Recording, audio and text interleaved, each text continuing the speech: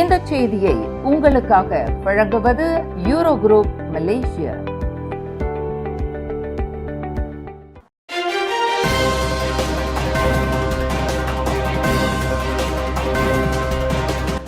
வணக்கம். திசைகளின் 10 மணி செய்திகள்.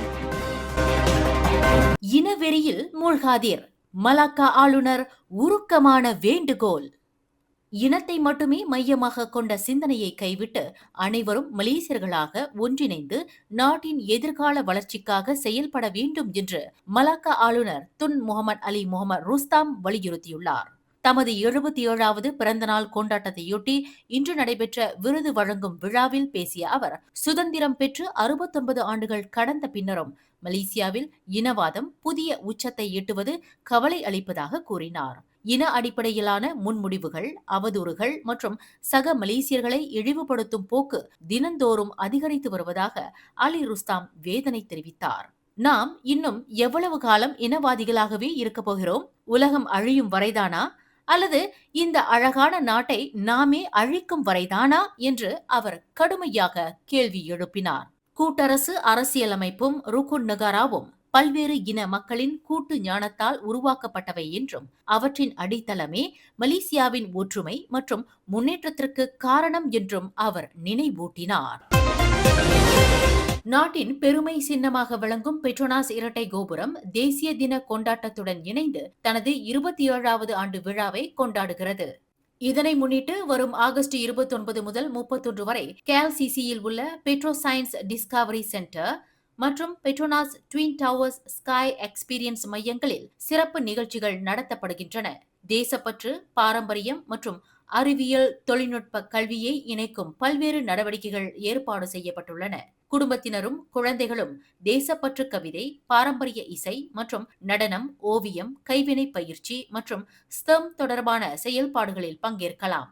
மேலும் 86வது தளத்தில் இருந்து பெட்ரோனாஸ் இரட்டை கோபுரம், மர்டேக்கா 118 மற்றும் கோலாலம்பூர் கோபுரம் ஆகிய 3 முக்கிய அடையாளங்களையும் ஒரே புகைப்படத்தில் பதிவு செய்யும் சிறப்பு போட்டியும் நடைபெறுகிறது. 2027ஆம் ஆண்டுக்கான பட்ஜெட்டில் வீட்டுடைமை பிரச்சார திட்டமான HOC-ஐ மீண்டும் அறிமுகப்படுத்துவது மற்றும் வாடகையில் இருந்து சொந்த வீடு என்ற அடிப்படையிலான RTO திட்டத்தை விரிவுபடுத்துவது குறித்து அரசாங்கம் பரிசீலித்து வருகிறது. வீடமைப்பு மற்றும் ஊராட்சித்துறை அமைச்சர் ngah Koming கூறுகையில், 350 தரப்பினரை உள்ளடக்கிய 2027ஆம் ஆண்டு கலந்துரையாடலில் இந்த பரிந்துரைகள் முன்வைக்கப்பட்டதாக தெரிவித்தார். இது தவிர மின்சார வாகனங்களுக்கான சார்ஜிங் வசதிகள், மறுசுழற்சியை அதிகரிப்பதற்கான ஊக்கத்தொகைகள், பசுமை நிதியுதவி மற்றும் பாதுகாப்பான நகர திட்டங்களும் பரிந்துரைக்கப்பட்டுள்ளன என்று ngah Koming குறிப்பிட்டார். வரும் செப்டம்பர் 3ஆம் தேதி நிதி அமைச்சுடன் நடைபெறும் கலந்துரையாடலில் செயல்படுத்தக்கூடிய திட்டங்கள் குறித்து மேலும் ஆராயப்படும் என்று அமைச்சர் உறுதியளித்தார். பிரதமர் டத்துஸ்ரீ அன்வார் இப்ராஹிம் 2027ஆம் ஆண்டுக்கான பட்ஜெட்டை வரும் அக்டோபர் 9ஆம் தேதி நாடாளுமன்றத்தில் தாக்கல் செய்யவிருக்கிறார். மலேசிய திரைப்பட மற்றும் கலைத்துறை தொடர்ந்து வளர்ச்சிக்கான, குறிப்பாக திரைப்பட தயாரிப்பாளர்களுக்கு அதிக சுதந்திரமும் திறந்த வெளியான சூழலுக்கு வழங்கப்பட வேண்டும் என்று பிரதமர் டத்துஸ்ரீ அன்வார் இப்ராஹிம் வலியுறுத்தியுள்ளார். கலை வெளிப்பாடுகளுக்கு சுதந்திரம் அவசியம் என்றாலும் மலேசியாவின் பண்பாடு, சிறப்புகள் மற்றும் ஒழுக்க நெறிகளை புறக்கணிக்க கூடாது என்றார். மலேசிய திரைப்படம் மற்றும் ஒலி துறையின் வளர்ச்சிக்கு புதிய உத்வேகம் அளிக்கும் வகையில் டமன்சரா டமாயில் அமைந்துள்ள மனாரா ஃபீனாஸ் புதிய கட்டடத்தை பிரதமர் டத்துஸ்ரீ அன்வார் இப்ராஹிம் இன்று அதிகாரப்பூர்வமாக திறந்து வைத்து உரையாற்றுகையில் இதனை தெரிவித்தார்.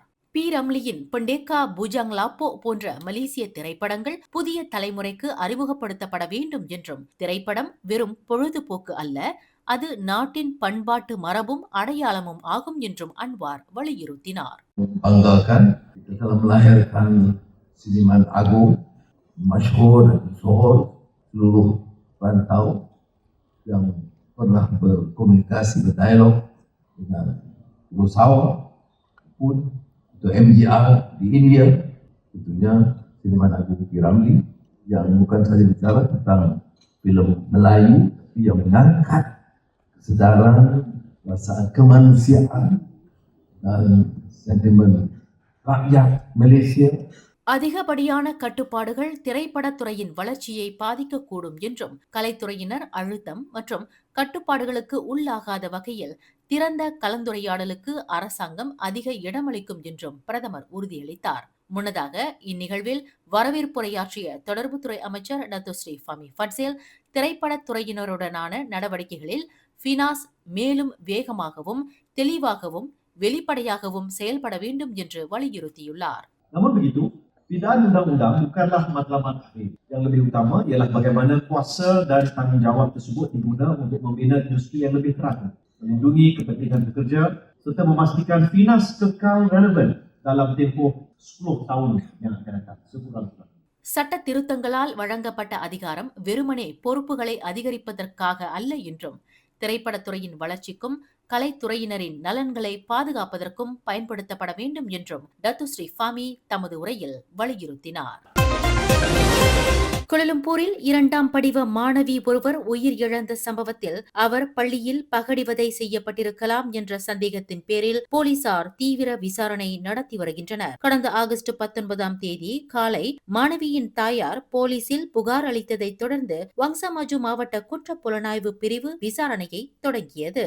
இதுவரை இந்த வழக்கு தொடர்பாக 92 பேரிடம் வாக்குமூலம் பதிவு செய்யப்பட்டுள்ளதாக கோலாலம்பூர் போலீஸ் தலைவர் டத்து ஃபடில் மர்சூஸ் தெரிவித்தார். ஒருவரை அச்சுறுத்துதல் அல்லது பகடிவதை செய்தல் தொடர்பான குற்றவியல் சட்டத்தின் 507B பிரிவின் கீழ் விசாரணை நடைபெற்று வருகிறது. சம்பவம் குறித்து பொதுமக்கள் ஊகங்களை பரப்ப வேண்டாம் என்றும் தகவல் தெரிந்தவர்கள் போலீசாரை தொடர்பு கொள்ளுமாறும் அவர் கேட்டுக்கொண்டார்.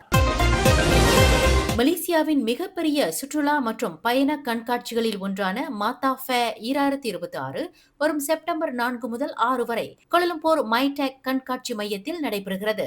இந்த 3 நாள் கண்காட்சியில் 306 நிறுவனங்களைச் சேர்ந்த 2000க்கும் மேற்பட்ட அரங்குகள் இடம்பெற்றுள்ளன. 59வது தேசிய மாத்தா ஃபேரின் அதிகாரப்பூர்வ விமான நிறுவன பங்காளியாக மலேசியா ஏவியேஷன் குரூப் மீண்டும் இணைந்துள்ளது. மலேசியா ஏர்லைன்ஸ் மற்றும் ஃபயர்ஃப்ளை விமானங்களில் உள்நாட்டு மற்றும் அனைத்துலக பயணங்களுக்கு சிறப்பு கட்டண சலுகைகள் வழங்கப்பட உள்ளன. Bangkok, Singapore, Jakarta, Bali, Hanoi உள்ளிட்ட அருகாமை நாடுகளுக்கும் லண்டன், மெல்பர்ன், சிட்னி, டோக்கியோ மற்றும் ஆக்லாந்து போன்ற தொலைதூர நகரங்களுக்கும் பயண சலுகைகள் கிடைக்க உள்ளன. ரயில் பாதைகளில் நடைபெறும் கேபிள் திருட்டுச் சம்பவங்கள் ரயில் சேவைகளில் பெரும் தாமதத்தையும் இடையூறையும் ஏற்படுத்தி வருவதாக மலேசியன் ரயில்வே பெர்ஹாட்டான KTMB தெரிவித்துள்ளது. இந்த ஆண்டு ஜனவரி முதல் ஜூன் வரை மட்டும் 44 கேபிள் திருட்டுச் சம்பவங்கள் பதிவாகியுள்ளன. இதனால் ரயில் செயல்பாடுகளில் மொத்தம் 15,114 நிமிடங்கள் தாமதம் ஏற்பட்டுள்ளது. திருடப்படுவது வெறும் கேபிள் மட்டுமல்ல என்றும் ஒவ்வொரு கேபிள் திருட்டின் பின்னணியிலும் ரயில் அமைப்புகள் பாதிக்கப்படுவதுடன் பழுதுபார்ப்பு பணிகள் மேற்கொள்ள வேண்டிய நிலை ஏற்படுவதாக KTMB தெரிவித்துள்ளது. இதன் விளைவாக ஆயிரக்கணக்கான பயணிகளின் பயண நேரமும் பாதிக்கப்படுகிறது என்று KTMB குறிப்பிட்டுள்ளது. பினாங்கு மாநிலத்தில் உள்ள 28 தமிழ் பள்ளி மாணவர்கள் உள்ளூர் மற்றும் அனைத்துலக போட்டிகளில் தொடர்ந்து சாதனை படைத்து வரும் நிலையில் அவர்கள் விளையாட்டுத் துறையிலும் சிறந்து விளங்க வேண்டும் என்ற நோக்கில் ஒவ்வொரு தமிழ் பள்ளிக்கும் சொந்த விளையாட்டு திடல் வசதி ஏற்படுத்தும் முயற்சி தீவிரப்படுத்தப்பட்டுள்ளது. இதற்காக தமது தலைமையிலான தமிழ் பள்ளிகள் சிறப்பு குழு நடவடிக்கை எடுத்து வருவதாக பினாங்கு மாநில ஆட்சிக்குழு உறுப்பினர் டத்துஸ்ரீ சுந்தர் ராஜு சோமு தெரிவித்தார். பினாங்கில் உள்ள 28 தமிழ் பள்ளிகளின் அடிப்படை வசதிகளை மேம்படுத்த மாநில அரசு ஆண்டுதோறும் 25 லட்சம் ரிங்கிட் நிதி ஒதுக்கி வருகிறது. இதன் மூலம் பள்ளிகள் மற்றும் மாணவர்களின் பல்வேறு தேவைகள் பூர்த்தி செய்யப்பட்டு வருகின்றன. அதேவேளையில் சொந்த விளையாட்டு திடல் இல்லாத தமிழ் பள்ளிகளுக்கு அந்த வசதியை ஏற்படுத்தி தரும் முயற்சியிலும் சிறப்பு குழு கவனம் செலுத்தி வருகிறது. அந்த வகையில் 1940ஆம் ஆண்டு முதல் செயல்பட்டு வரும் பயான் லபாஸ் தமிழ் பள்ளிக்கு இதுவரை சொந்த விளையாட்டு திடல் வசதி இல்லாத குறை தற்போது நீக்கப்பட்டுள்ளது. பள்ளிக்கு அருகில் தனியாருக்கு சொந்தமான நிலம் ஒன்று குத்தகைக்கு எடுக்கப்பட்டு அதன் உரிமையாளரே சுமார் 5 லட்சம் ரிங்கிட் செலவில் விளையாட்டு திடலை அமைத்துக் கொடுத்துள்ளார். இந்த புதிய திடல் வசதியை பினாங்கு மாநில முதலமைச்சர் சவ் கொன்யாவ் அதிகாரப்பூர்வமாக பள்ளி நிர்வாகத்திடம் ஒப்படைத்ததாக டத்தோஸ்ரீ சுந்தர் ராஜு சோமு தெரிவித்தார். இது என்னன்னு கேட்டீங்கன்னா, இந்த நிலம் நம்ம பள்ளியை ஒட்டியே இருக்கிற ஒரு தனியார் நிலம், ஒரு சீனர் குடும்பத்துக்கு சொந்தமான நிலம். அந்த நிலம் அவங்களோட பேச்சுவார்த்தை நடத்தி அந்த நிலத்தை எங்களுக்கு குத்தகையாக கொடுக்கறதுக்கு கேட்டு ஒப்பந்தம் பண்ணிட்டோம். குத்தகனாக்க அது ஒவ்வொரு 3 வருஷத்துக்கு குத்தகை எடுக்கிற மாதிரி மொத்த விலையே ஒரு மாதத்துக்கு 10 வெள்ளி குத்தகைன்னு வச்சு எடுத்து செஞ்சுக்கிட்டு இருக்கோம். அது என்னன்னாக்கா அது எக்ஸ்டெண்டபிள் லீஸ், அதாவது ஒவ்வொரு 3 வருஷத்துக்கு நம்ம லீஸை வந்து எக்ஸ்டெண்ட் பண்ணலாம்.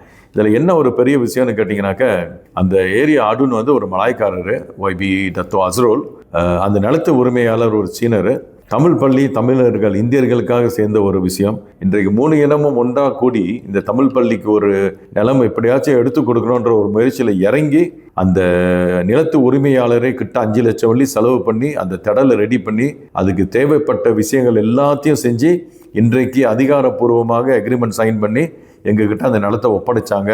ரொம்ப சந்தோஷமாக இருந்தது. ஏன்னா இதே போல் எல்லா தமிழ் பள்ளிகளுக்கும் இருந்துச்சுனாக்கா நம்ம பிள்ளைங்களுக்கு தேவைப்படுற வசதிகள் எல்லாம் வந்து போய் சேர்ந்துடும்.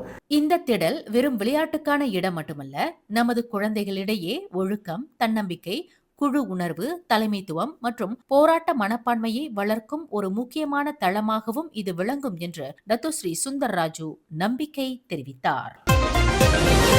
நாட்டின் 69வது தேசிய தின கொண்டாட்டத்தையொட்டி நடைபெறும் விமான அணிவகுப்பு மற்றும் ஒத்திகைகளுக்காக வான்வெளி தற்காலிகமாக மூடப்படுவதால் கோலாலம்பூர் அனைத்துலக விமான நிலையம் முதல் முனையத்தில் மலேசியன் ஏர்லைன்ஸின் சில விமானங்களின் புறப்பாடு மற்றும் வருகை நேரங்கள் மாற்றி அமைக்கப்படுகின்றன. ஆகஸ்ட் 26 முதல் 28 வரை காலை 11 மணி முதல் நண்பகல் 12 மணி வரையும், ஆகஸ்ட் 29 மற்றும் 31 ஆகிய நாட்களில் காலை 8:45 மணி முதல் 9:45 மணி வரையும் வான்வெளி தற்காலிகமாக மூடப்படும். பாதிக்கப்படும் பயணிகளுக்கு அவர்களின் பதிவு செய்யப்பட்ட தொடர்பு விவரங்கள் மூலம் அறிவிக்கப்படும் என மலேசியன் ஏர்லைன்ஸ் தெரிவித்துள்ளது. ஆகஸ்ட் 26 முதல் செப்டம்பர் 6 வரையிலான பள்ளி விடுமுறை மற்றும் பயண நெரிசலை கருத்தில் கொண்டு KLIA முதல் முனையத்தில் இருந்து புறப்படும் பயணிகள் விமானம் புறப்படுவதற்கு குறைந்தது 4 மணி நேரத்திற்கு முன்பாக விமான நிலையத்திற்கு வருமாறும் அறிவுறுத்தப்பட்டுள்ளது. சிரம்பானை சுற்றியுள்ள 3 இடங்களில் மலேசிய குடிநுழைவுத்துறை நடத்திய அதிரடி சோதனையில் விபச்சார நடவடிக்கையில் ஈடுபட்டதாக நம்பப்படும் 57 பேர் கைது செய்யப்பட்டுள்ளனர். கைது செய்யப்பட்டவர்களில் 26 இந்தோனேசிய பெண்கள், 5 வங்காளதேச பெண்கள் மற்றும் 1 இந்திய பெண் உட்பட மொத்தம் 32 வெளிநாட்டு பெண்களும் உள்ளனர். மேலும் 7 உள்ளூர் ஆண்கள் மற்றும் இந்தோனேசியா, வங்காளதேசம், மியான்மர் நாடுகளைச் சேர்ந்த ஆண்களும் கைது செய்யப்பட்டதாக குடிநுழைவுத்துறை தலைமை இயக்குநர் டத்தோ ஜக்கரியா ஷாபான் தெரிவித்தார். தினசரி அல்லது வார மாத அடிப்படையில் வாடகைக்கு எடுக்கப்பட்ட பட்ஜெட் ஹோட்டல்கள் மற்றும் தங்கும் விடுதிகளில் வெளிநாட்டு பெண்கள் தங்க வைக்கப்பட்டு பாலியல் சேவைகள் வழங்கப்பட்டதாக விசாரணையில் தெரியவந்துள்ளது. ஒரு சேவைக்கு 50 ரிங்கிட் வசூலிக்கப்பட்ட இந்த நடவடிக்கை சுமார் ஓராண்டாக நடைபெற்று ஆண்டுக்கு 5,40,000 ரிங்கிட் வரை லாபம் ஈட்டியிருக்கலாம் என நம்பப்படுகிறது. LRT ரயிலில் பயணம் செய்த இளம் பெண்ணுக்கு பாலியல் தொல்லை கொடுத்ததாக கூறப்படும் 43 வயது வெளிநாட்டவர் ஒருவர் போலீசாரால் கைது செய்யப்பட்டுள்ளார். கடந்த ஆகஸ்ட் 19ஆம் தேதி கோலாலம்பூர் வங்சா மஜு நிலையத்தில் இருந்து பசார் சனி நோக்கி பயணித்த 25 வயது பெண்ணின் முதுகு பகுதியில் சந்தேக நபர் வேண்டுமென்றே உரசியதாக கூறப்படுகிறது. இது தொடர்பாக அந்த பெண் புகார் அளித்ததை தொடர்ந்து 2 நாட்களுக்கு பின்னர் பசார் சனி LRT நிலையத்தில் பிரசரானா துணை போலீசார் சந்தேக நபரை கைது செய்து அம்பாங் ஜயா மாவட்ட குற்ற புலனாய்வு துறையிடம் ஒப்படைத்தனர். விசாரணைக்கு உதவுவதற்காக அந்த நபர் ஆகஸ்ட் 25 வரை 4 நாட்கள் விளக்கமறியலில் வைக்கப்பட்டுள்ளார். தென் தாய்லாந்தின் யாலா, பட்டானி மற்றும் நராதிவாட் பகுதிகளில் தொடர்ச்சியாக நடைபெற்ற குண்டுவெடிப்பு மற்றும் தாக்குதல் சம்பவங்களை தொடர்ந்து மலேசியா தாய்லாந்து எல்லையில் பாதுகாப்பு நடவடிக்கைகள் தீவிரப்படுத்தப்பட்டுள்ளன. எல்லை பகுதிகளில் கூடுதல் பாதுகாப்பு படையினர் குவிக்கப்பட்டுள்ளதாக புக்கிட் அமான் உள்நாட்டு பாதுகாப்பு மற்றும் பொது ஒழுங்குத்துறை இயக்குநர் டத்துஸ்ரீ முகமது யூஸ்ரி ஹசான் பஸ்ரி தெரிவித்தார். எல்லை வேலிகள், சுங்காய் கோலோ மற்றும் ஊடுருவலுக்கு பயன்படுத்தக்கூடிய வழித்தடங்களில் ரோந்து நடவடிக்கைகளும் அதிகரிக்கப்பட்டுள்ளன. தற்போது மலேசிய எல்லை நிலைமை முழுமையாக கட்டுப்பாட்டில் இருப்பதாகவும் தாக்குதல்களில் மலேசியர்கள் பாதிக்கப்பட்டதாக இதுவரை எந்த தகவலும் இல்லை என்றும் அவர் கூறினார். தேவையற்ற பயணங்களை தென் தாய்லாந்துக்கு தற்காலிகமாக ஒத்திவைத்து அங்கு பயணிக்கும் மலேசியர்கள் விழிப்புடன் இருக்குமாறும் அறிவுறுத்தப்பட்டுள்ளது. மேலும் செய்திகளை தெரிந்து கொள்ள கீழே இருக்கும் பெல் பட்டனை அழுத்துங்கள். உங்கள் மகிழ்ச்சியை வெளிப்படுத்த லைக் மற்றும் ஷேர் செய்யுங்கள். தொடர்ந்து திசைகளோடு இணைந்திருக்க சப்ஸ்கிரைப் செய்யுங்கள்.